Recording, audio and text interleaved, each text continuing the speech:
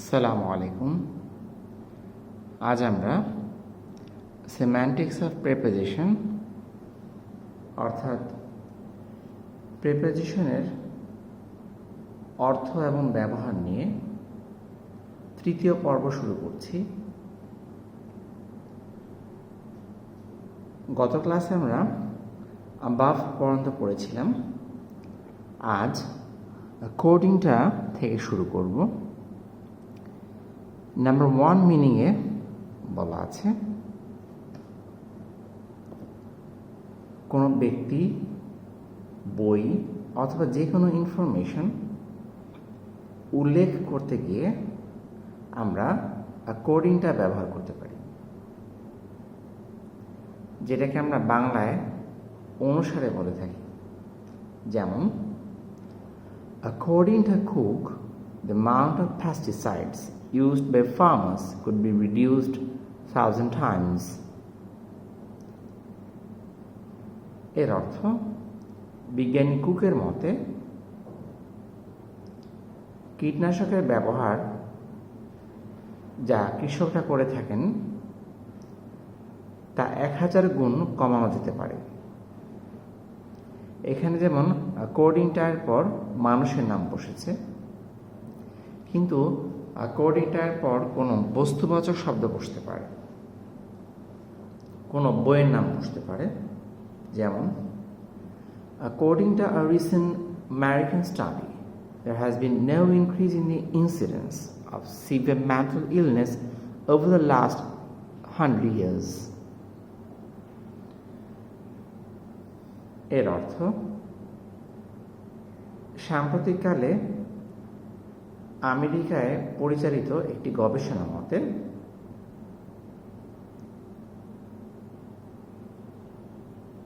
মানসিক অসুস্থতা বা মারাত্মক ধরনের মানসিক বৈকল্যতার খুব একটা বৃদ্ধি দেখা যায় না গত 100 বছরে। তাহলে এক্ষেত্রে গত 100 বছরে মানসিক অবসাদ বাড়েনি, এর পক্ষে প্রমাণ দিতে গিয়ে আমরা আমেরিকাতে পরিচালিত একটি গবেষণার উদ্ধৃতি দিয়েছি। এই জন্য কোডিংটা ব্যবহার করলাম। আচ্ছা, এখানে একটি কথা মেনশন করা নেই, সেটি হচ্ছে কোডিংটার পর নিজের নাম বসানো যায় না, অথবা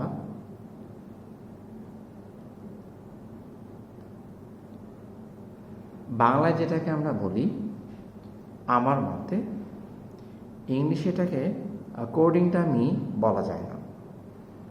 এক্ষেত্রে আমাদের বলতে হবে in my opinion, according to me.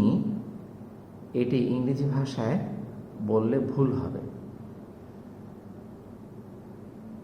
নিজের নাম ছাড়া অর্থাৎ সেলফ রেফারেন্স ছাড়া অন্য কারো ক্ষেত্রে কোডিংটা ব্যবহার করা যেতে পারে। 2 নম্বর ব্যবহারে চলে আসি। If something is done according to a particular set of principles, it is done using these principles as a basis. তাহলে কোডিংটার পর নিয়ম, নীতি, উদ্দেশ্য এই ধরনের শব্দ ব্যবহার হতে পারে। যেমন, তুমি বলতে পারো বাংলাদেশের সংবিধান অনুসারে আমরা সবাই স্বাধীন নাগরিক।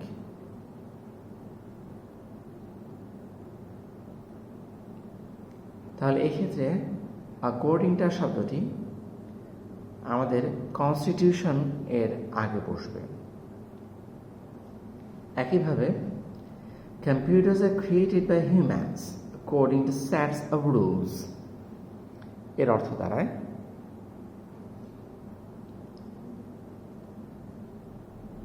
কম্পিউটার মানুষের দিয়ে তৈরি হয় কিছু নির্দিষ্ট নিয়ম নীতি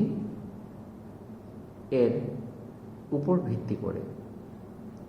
তাহলে 2 নম্বর অর্থটা উপর ভিত্তি করে বা ভিত্তি করে বলতে পারি এক্ষেত্রে অ্যাকর্ডিংটা হচ্ছে অন দ্য বেসিস অফ এর সিনোনিম।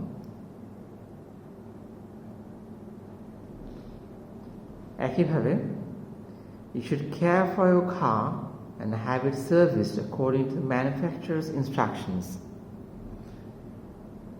এর অর্থ দাঁড়ায় তোমার উচিত গাড়ির যত্ন নেওয়া এবং একে কোম্পানি ম্যানুফ্যাকচারার বা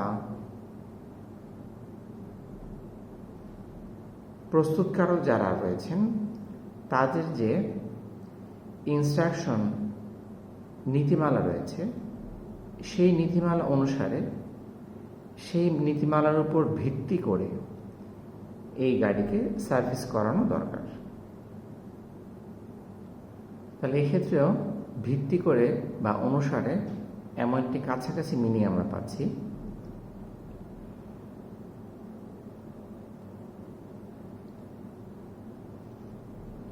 নাম্বার 3 চলে আসি আমরা। If something varies according to a changing or variable factor, it varies in a way determined by this factor. অর্থ কি দাঁড়ায়? according to এর পর পরিবর্তনশীল কোনো ঘটনা বা কারণ উল্লেখ করা যেতে পারে। চেঞ্জিং বা ভ্যারিয়েবল অর্থ হচ্ছে পরিবর্তনশীল, ফ্যাক্টর অর্থ হচ্ছে কারণ। আমরা এক্সাম্পল দেখি। Timber yields vary according to the type of tree and the location and soil quality.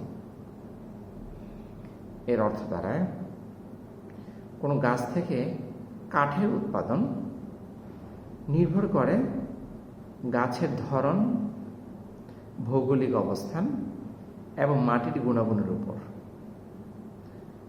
তাহলে এখানে অ্যাকর্ডিংটার পর এমন কোনো ফ্যাক্টর বসানো হয়েছে যা পরিবর্তনশীল। এক্ষেত্রে কিন্তু অনুসারে শব্দটি বললে একদমই ভুল হচ্ছে।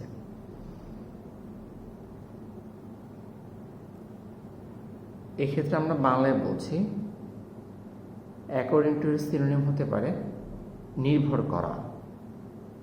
যেমন 2 নম্বরে পড়ে এসেছি ভিত্তি করা, 3 নম্বরে দেখছি আমরা নির্ভর করা। যে কোন স্থানের গাছের ধরন, ভৌগোলিক অবস্থান বা মাটির কোয়ালিটির উপর ডিপেন্ড করে।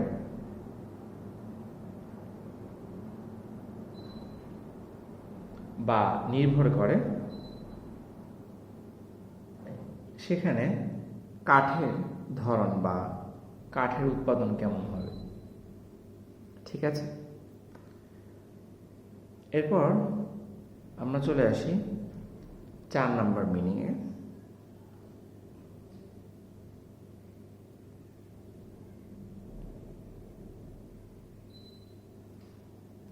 এখানে বলা আছে if something goes according to a plan or according to schedule, it happens exactly in the way that it was intended to happen. তাহলে according to এর পর কোনো পরিকল্পনার নাম অথবা সময়ের নাম বসতে পারে, কোনো schedule-এর নাম বসতে পারে। এই ওয়ার্ডটির উচ্চারণ 2 ধরনের হতে পারে। ওয়ার্ল্ডের প্রনাউন্সিয়েশন হচ্ছে schedule, তবে কানাডার লোকজন একে স্ক্যাজুয়াল বলে, কিন্তু শিডিউল বলা যাবে না। এক্ষেত্রে অ্যাকর্ডিং টু অনেকটা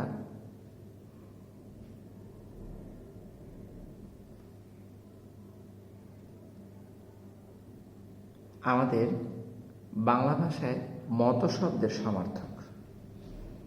যেমন আমরা বলি মত অথবা মাফিক, বাংলা একটা শব্দ আছে মাফিক।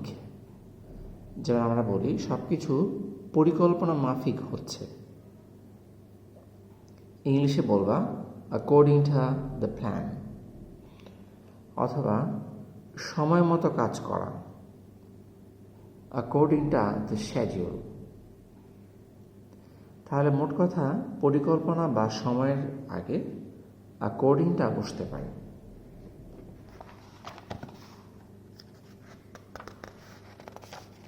এবার আমরা এক্সাম্পল দেখি। But things do not always proceed according to plan. এক্ষেত্রে প্ল্যান শব্দের আগে আর্টিকেল বাদ দেওয়া যেতে পারে, দেখছো। আর আর্টিকেল আমাদের সিলেবাসে আছে, আর এক্ষেত্রে আমাদের সিলেবাসে জিরো আর্টিকেলটা বেশি আসে। জিরো আর্টিকেল বলতে আমরা বুঝি এমন সব ব্যবহার যেখানে সাধারণত আমরা জানি আর্টিকেল বসার কথা, কিন্তু ইংলিশ পিপলরা সেক্ষেত্রে আর্টিকেল ব্যবহার করেন না। যেমন প্ল্যানের আগে নর্মাল আর্টিকেল হয়, কিন্তু অ্যাকর্ডিংটার পর এখানে আর্টিকেল না দিলেও চলে।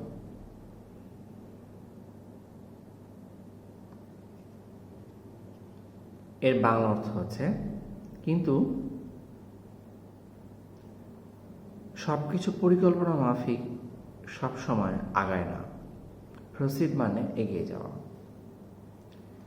Everything went according to schedule, সবকিছুই সময় মতো চলছিল। এরপর আমরা নতুন প্রেপোজিশন দেখব। across,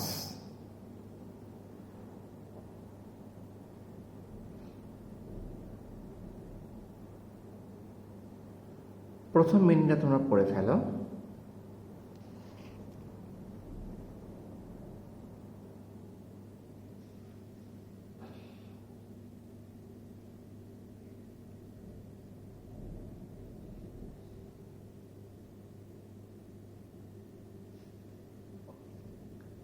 আচ্ছা, কি বলা আছে আমাদের? If someone or something goes across a place, they go from one side of it to the other. এক্ষেত্রে across এর বাংলা হয় পার হয়ে অথবা পেরিয়ে, এক প্রান্ত থেকে অন্য প্রান্তে যাওয়া, এক মাথা থেকে অন্য মাথায় যাওয়া, এক পার থেকে অন্য পারে যাওয়া। যেমন আমরা বলি রাস্তার ওই পারে যাও, অথবা রাস্তার ওই পারে একটা মার্কেট রয়েছে। তো এইসব ক্ষেত্রে আমরা কিভাবে বলি? If someone or something goes across a place, যদি কোনো ব্যক্তি বা বস্তু কোনো প্লেসকে অ্যাক্রস করে, এর অর্থ হচ্ছে they go from one side of it to the other. তারা এর এক প্রান্ত থেকে অন্য প্রান্তে যান। আমরা এক্সাম্পল দেখি। প্রথম এক্সাম্পলে দেখো, we went across the street to that restaurant downstairs in the Bahnhof. went across the street অর্থ রাস্তা পার হয়ে ওই পারে গেলাম, to the restaurant রেস্তোরাঁয়, বা যেটাকে আমরা সাধারণভাবে হোটেল বলে থাকি, downstairs in the Bahnhof. downstairs in the Bahnhof, Bahnhof এটি জায়গার নাম। ডাউনস্টেয়ার শব্দের দুটো অর্থ রয়েছে। একটি অর্থ হচ্ছে যেখানে লোকজন বিনোদন বা আমোদের জন্য যায়, সেটাকে ডাউনস্টেয়ার্স বলে। ডাউনস্টেয়ার শব্দের আরেকটা অর্থ কোলাহলপূর্ণ জায়গা, শহরের কোলাহলপূর্ণ লোকালয়কে ডাউনস্টেয়ার্স বলে।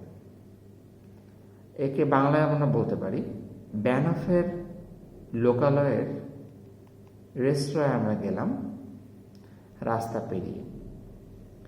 He rode the longer way home, crossed the canal bridge. He rode the longer way home অর্থ কি দাঁড়ায়? রোড যেহেতু লিখেছে, তার মানে সে বাইক, ঘোড়া এই ধরনের কোনো কিছুতে রাইড করেছে। রাইড করে সে বাড়ি গিয়েছে। লঙ্গার ওয়ে কেন বলছে? কারণ হচ্ছে সে শর্টকাট বা সংক্ষিপ্ত রাস্তা বাদ দিয়ে লম্বা পথ বেছে নিয়েছে। আর সে লম্বা পথ হচ্ছে খালের উপর যে ব্রিজ, সেই ব্রিজ পার হয়ে।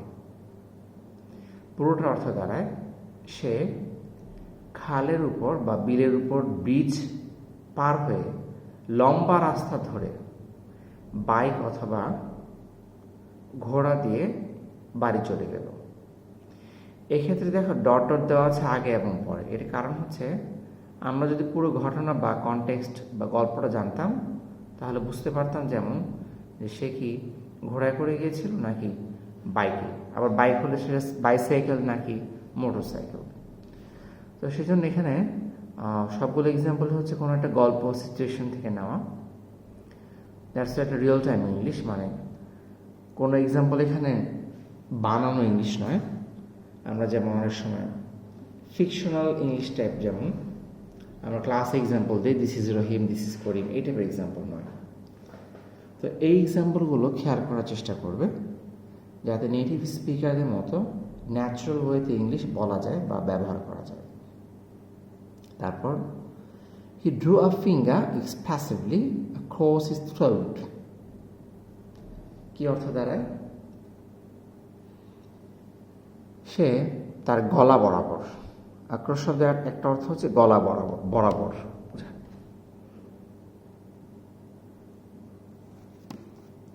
অর্থ দাঁড়ায় সে তার গলা বরাবর সুস্পষ্টভাবে আঙ্গুল দিয়ে এঁকে নিল। এঁকে নেওয়া কিন্তু মানে কলম বা পেন্সিল দিয়ে আঁকা বোঝাচ্ছে না, চিহ্ন দেখানো। যেমন আমি একটা এক্সাম্পল দিই, অনেকে কিন্তু যারা হুমকি দেয়, ধরো ডাকাত অথবা কোনো হুমকিদাতা, তারা হয়তো গলা দিয়ে দেখাতে পারে যে একদম কেটে ফেলবো। তো সে কি করলো, আঙ্গুল দিয়ে দেখালো যে গলা কেটে ফেলবো। তো এই ধরনের হুমকি স্বরূপ বলা হচ্ছে এখানে যে সে এক্সপ্রেসিভলি শব্দে একটা অর্থ কিন্তু হুমকি দেখিয়ে, ঠিক আছে, সে গলা বরাবর হুমকি দেখালো এবং হুমকি দেখে আঙ্গুলটা টেনে দিল। গলা বরাবর কেন বলা হচ্ছে? কারণ গলার এক প্রান্ত থেকে অন্য প্রান্ত পর্যন্ত। তো এখানেও কিন্তু এক প্রান্ত থেকে অন্য প্রান্ত পর্যন্ত যাওয়া, এই মিনিংটা আছে। এতক্ষণ আমরা যে এক্সাম্পলগুলো পড়লাম, তো সেগুলো সবই ছিল মোটামুটি ভার্বের পর বসছে। খেয়াল করে দেখো, went across, rode across, drew across। ভার্বের পর বলতে ঠিক এমন না যে ভার্বের ঠিক পরপরই বসবে, কিন্তু ভার্বের পর মনে করো 2-3টা শব্দ আছে, তারপর গিয়ে বসলো, ঠিক আছে। তাহলে আরেকবার দেখে তোমাদেরকে বলি, went across, rode across, drew across, ঠিক আছে। তো এই ধরনের ভার্বের পর across বসতে পারে, সেই জন্য এখানে বলা হচ্ছে ইন অ্যান adjunct। adjunct দিয়ে গ্রামারে আমি গত ক্লাসে বলেছি যে একটা ইউজ হচ্ছে adjuncted, যে ভার্বের পর প্রিপোজিশন বসতে পারে। আবার নাউনের পর তুমি বসাতে পারো across, যেমন he hadn't liked the journey across Africa at all। অর্থাৎ আফ্রিকা পার হওয়ার যে জার্নিটা, সেটা সে একদমই পছন্দ করেনি। সো আফ্রিকা তুমি কিভাবে পার হবা? এই জিনিসটা আসলে এভাবে কল্পনা করা হচ্ছে যে ধরো ম্যাপের মধ্যে একটা আইডিয়া নিচ্ছি, এটা যদি হয় আফ্রিকা মহাদেশ,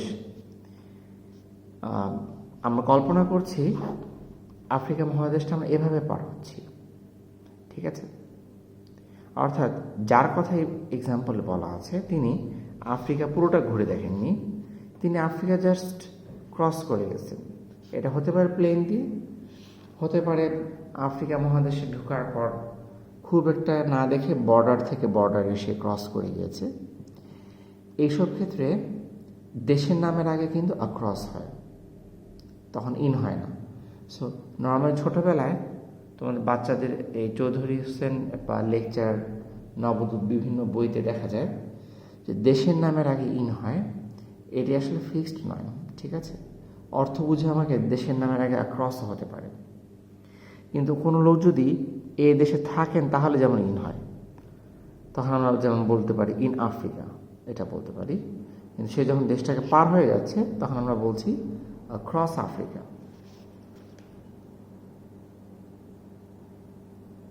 আচ্ছা, আর ক্রস শব্দটা অ্যাডভার্ব হিসেবে ব্যবহার হতে পারে, এবং এর প্রমাণ হচ্ছে এক্ষেত্রে ক্রস শব্দের পর কোনো নাউন বসে না।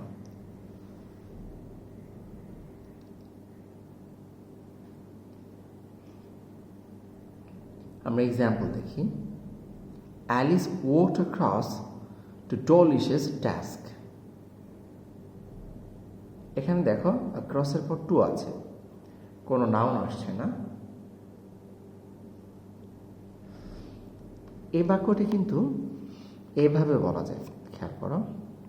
কোন একটা কনটেক্সটে তুমি বলতে পারবা যে অ্যালিস ওয়াকড অ্যাক্রস, অথবা তুমি তোমার কোনো ফ্রেন্ডের নাম বললা, তোমার এক ফ্রেন্ডের নাম হচ্ছে ধরো ফারিহা, তুমি বললা ফারিহা ওয়াকড অ্যাক্রস, মানে হচ্ছে ফারিহা আমার সামনে দিয়ে হেঁটে চলে গেল। অ্যালিস ওয়াকড অ্যাক্রস টু ডলিশ's ডেস্ক এর অর্থ অ্যালিস পার হয়ে ডলিশের ডেস্কের দিকে গেল। কি পার হলো? এর আগের লাইন বা পরের লাইন জানলে বুঝতে পারতাম। তো অনেক সময় অফিসে দেখা যায় যে অফিসিয়াল ডেস্কগুলো বিভিন্ন রোতে থাকে। ধর ফার্স্ট রোতে অ্যালিস আছে আর সেকেন্ড রোতে ডলিশ আছে, তাহলে অ্যালিসকে কিন্তু রোটা পের হয়ে ওই ফার্স্ট রো পার হয়ে দেন ডলিশের কাছে যেতে হবে। তো পার হওয়ার একটা সেন্স আছে বিধায় আমরা এখানে বলছি ওয়াক অ্যাক্রস, ঠিক আছে? তুমি যেমন দুইটা বেঞ্চ পার হয়ে থার্ড বেঞ্চে গিয়ে তোমার ফ্রেন্ডের সাথে বসতে পারবা, তাহলে তুমি বলতে পারো I walk across to sit with my friend বা to sit by my friend. তাহলে তখন কিন্তু আমরা ক্রস ওয়ার্ডটা ব্যবহার করছি। এবার নাম্বার 2 তে চলে আসি। If something is situated or stretched across something else, it is situated or stretched from one side of it to the other. এর অর্থ কি দাঁড়ায়? কোনো স্থান বা বস্তু অবস্থিত হতে পারে অথবা ছড়িয়ে থাকতে পারে অ্যাক্রস সামথিং এলস, অন্য কিছু পার হয়ে বা অন্য কিছু জুড়ে। এক্ষেত্রে অ্যাক্রস অর্থ জুড়েও বলা যায়। It is situated or stretched from one side of it to the other, এর এক প্রান্ত থেকে অন্য প্রান্ত পর্যন্ত বিস্তৃত থাকে। আমরা একটা এক্সাম্পল দেখলে তোমরা বুঝতে পারবে। যেমন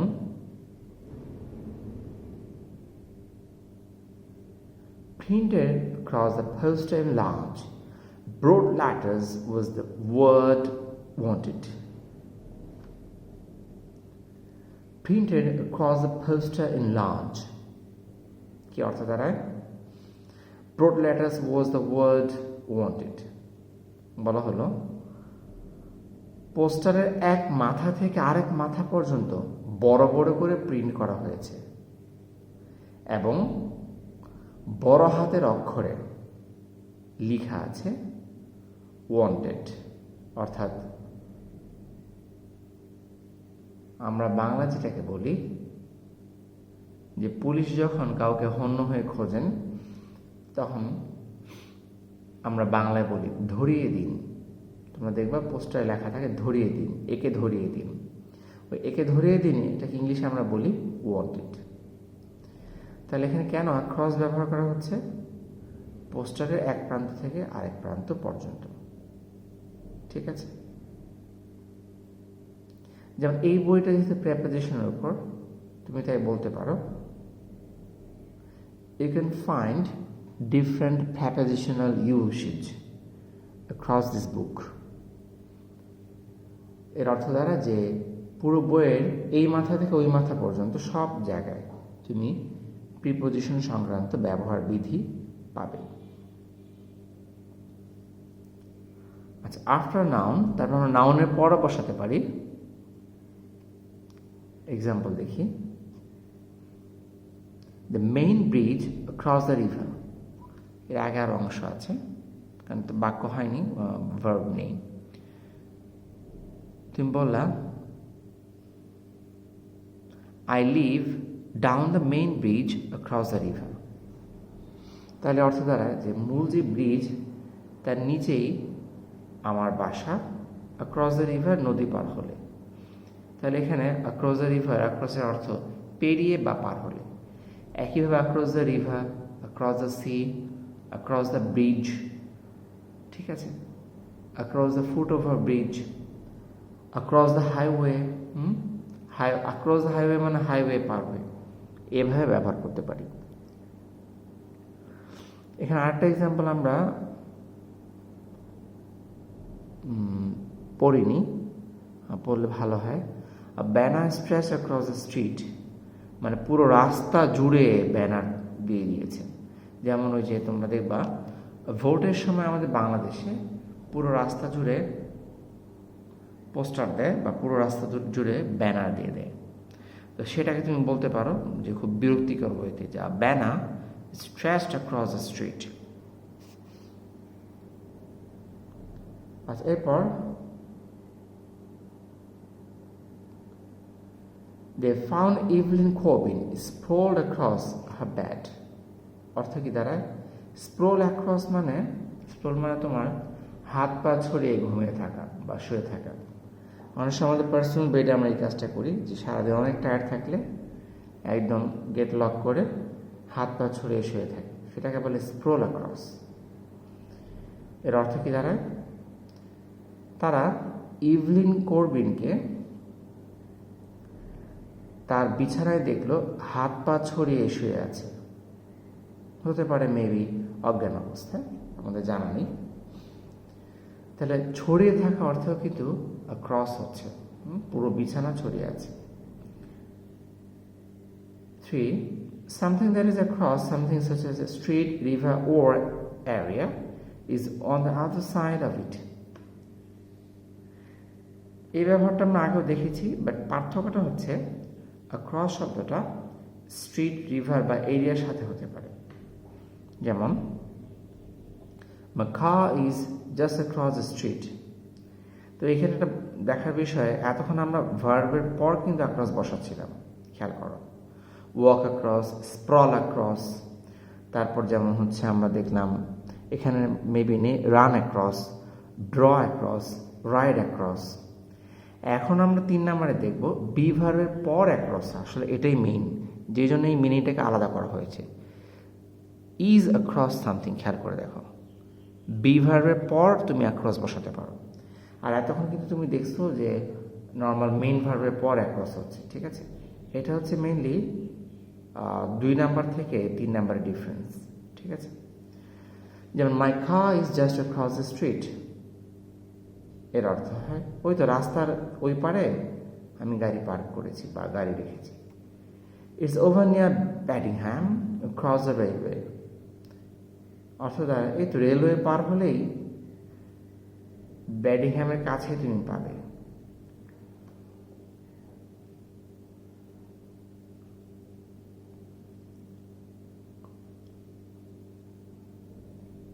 তাহলে এভাবে আমরা যে কোনো বি ভার্বের পর চাইলে ক্রস বসাতে পারি। আবার নাউনের পর বসতে পারি কিভাবে? They went into the dinner across the street। এখানে ভার্বের ওয়েন্টের জন্য কিন্তু অ্যাক্রস হচ্ছে না, ঠিক আছে। ওয়েন্টের জন্য অ্যাক্রস হচ্ছে না, বরং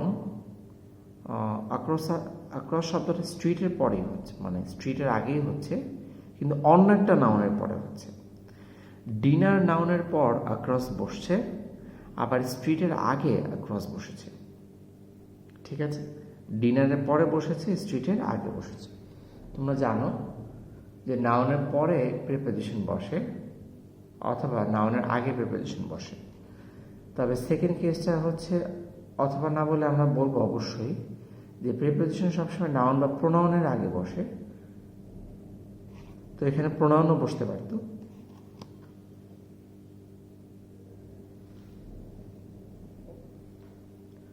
অবশ্য অর্থ বুঝে। এর বাংলা অর্থ হয় যে রাস্তার ওই পারে তারা ডিনারের দাওয়াত খেতে গেল। ওয়েন্ট ইনটু কেন হলো বলতে পারো? ওয়েন্ট ইনটু দিয়ে বোঝায় ডিনারটা কোনো বাসার ভিতরে হচ্ছে, এই জন্য ওয়েন্ট ইনটু বলা হয়েছে। যদি ডিনারটা রাস্তায় ওপেন প্লেসে হতো তাহলে কিন্তু ওয়েন্ট ইনটু হতো না, তাহলে আমরা হয়তো বলতাম যে join the dinner, went into না বলে। ঠিক আছে, আচ্ছা তাহলে আমরা 4 নম্বর যে ব্যবহার সেখান থেকে পরের ক্লাসে আসবো এবং ইনশাল্লাহ পরের ক্লাসে নতুন প্রিপারেশন ধরবো আমরা আফটার। তো বাসাটা কাজ দিচ্ছি, সেটা হচ্ছে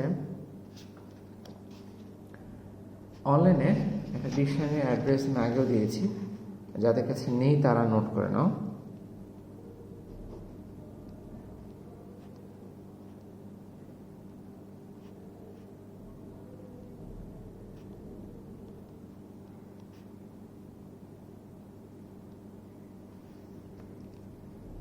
oxfordlearnersdictionaries.com।